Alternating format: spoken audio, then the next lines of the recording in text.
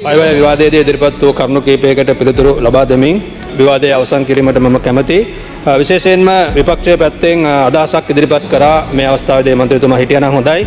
අස්වැසුම දත්ත පද්ධතිය යාවත් කාලින කිරීම සම්බන්ධයෙන් මේ අපේ අමාත්‍යාංශයට අදාළ කාරණයක් නොවුනත් මම එතුමාට කියන්න කැමතියි. එතුමා කිව්වා මේ බඩගෝස්තරවාදී කියලා. එතුමාගේම නායකයෝ තමයි බඩගෝස්තරවාදී මේ දත්ත පද්ධතිය හදලා තියෙන්නේ. නමුත් මම එතුමාට ආරාධනා කරනවා කොහේ හරි ඉඳලා අහගෙන ඉන්නවනම් පොහොසත් රටක් ලස්සන ජීවිතයක් අපේ ප්‍රතිපත්ති ප්‍රකාශනයේ කියවන්න. මම තවත් පහසු කරන්නම් 65 වෙනි පිටුව කියවන්න. අපි ඉතා පැහැදිලිව කියලා තියෙනවා මේ දත්ත පද්ධතිය මූලික ප්‍රධාන දත්ත වර්ග 6ක් සහ අනුදත්ත දර්ශක 22කින් සමන්විතලා තියෙනවා. අපි කියලා තියෙනවා මේ දත්ත පද්ධතිය මත තමයි අපි මේ අවුරුද්දේ සහනාධාර ලබා දෙන්නේ. ඒ වගේම අපි කියලා තියෙනවා මේ දත්ත පද්ධතිය වර්ෂයක් ඇතුළත යාවත් කාලීන කරනවා කියලා. ඒ සංකීර්ණතාවය පිළිබඳව අපි මේ ආණ්ඩුව ගන්නට කලින් දැනගෙන හිටියා. ඒ අනුව අපි කටයුතු කරමින් සිටින බව සඳහන් කරන්න කැමතියි. ඒ වගේම සමුද්‍රය සංවර්ධන දෙපාර්තමේන්තුව සම්බන්ධයෙන් කරුණු කිහිපයක් මතු කරා. සමුද්‍රය සංවර්ධන දෙපාර්තමේන්තුව අපේ ආණ්ඩුව බලයට ගන්නකොට 2022 අස්වැසුම වැඩසටහන මුදල් අමාත්‍යාංශය යටතේ ක්‍රියාත්මක කිරීම හරහා සම්පූර්ණයෙන්ම අඩපණ කරලා තිබුණේ.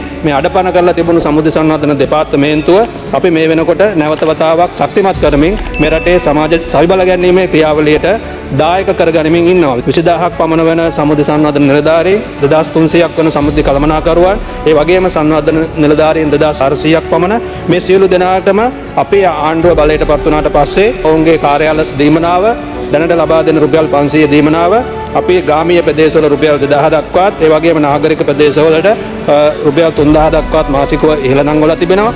ඒ වගේම සමුද්‍රය බැංකු වලට අනුයුක්ත කරලා සිටින උපාධිධාරී සංවර්ධන නිලධාරීන්ට නිත්‍ය තනතුරු වලට අයත් රාජකාරී පැවරීම සහ ඊට අදාළ දීමනා මේ වසරේ සිටම අපි ආරම්භ කරා ලබා දෙන්න. අපි බලයට පත් වුණාට පස්සේ වසර ගණනාවකින් මුළු ජීවිත කාලයටම සමුද්‍රය සංවර්ධන දෙපාර්තමේන්තුවේම උසස් වීම පටිපාටියක් තිබුණේ නැහැ. නමුත් අපි මේ වසරේ සිට කළමනාකරන සහකාර MN2 තනතුරු සඳහාත් සමුද්‍රය කළමනාකරන MN7 තනතුරු සඳහාත් විධායක සේවා SL1 සඳහාත් ඒ වගේම සමුද්‍රය කළමනාකරන MN4 වැනි තනතුරු සඳහා විභාග පවත්වලා ඒ උසස් වීම පටිපාටියක් මේ වසරේ සිට හඳුන්වා දෙන බවත් සඳහන් කරන්න කැමතියි.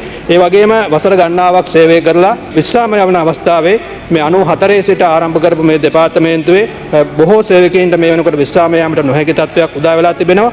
උසාවියේ තියෙන කරුණුත් පදනම් කරගෙන ඒ වගේම අනුගමනය කරපු වැරදි තීරණ නිසා විශේෂයෙන්ම ගණන් ගන්න ඕන පසුගිය සතියේ කැබිනට් මණ්ඩලය මේ විශ්‍රාම හිමිකම් තියෙන සියලු දෙනාටම විශ්‍රාම ලබා දීම සඳහා ඒ අවශ්‍ය තීරණ ලබාගත් බව